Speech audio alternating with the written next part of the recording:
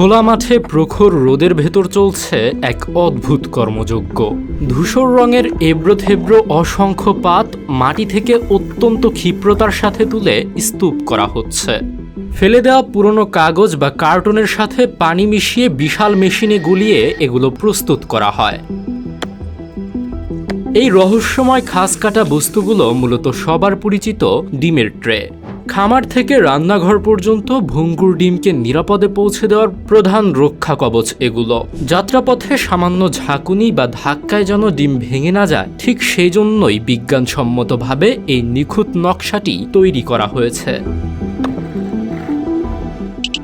আমাদের ভিডিওগুলো ভোলা থেকে দেখছেন জাহিদ হাসান শান্ত, ঢাকা থেকে দেখছেন সানজিদ হোসেন সায়েম, জিহাদ দেখছেন চর্নোয়াবাদ থেকে, ফয়সাল মাহমুদ সাগর দেখছেন ডেমরা থেকে এবং মানিকগঞ্জ থেকে দেখছেন অর্ণব। আপনি কোথা থেকে দেখছেন তা জানিয়ে দিন কমেন্ট বক্সে। সবচেয়ে চমকপ্রদ বিষয় হলো এটি শতভাগ বর্জ্য থেকে তৈরি। পুরনো কাগজের সাথে সামান্য ফিটকিরি ও গাম জাতীয় কেমিক্যাল মিশিয়ে মেশিনে গলিয়ে মণ্ড তৈরি করা হয়, যাতে ট্রে সহজে গলে না যায়। এরপর ছাঁচে ফেলে নির্দিষ্ট আকার দেওয়া হয়। মাত্র 1 কেজি পুরনো কাগজ থেকে অনায়াসেই 12 থেকে 15টি মজবুত ট্রে বানানো সম্ভব, যার প্রতিটিতে ঠিক 30টি ডিম থাকে।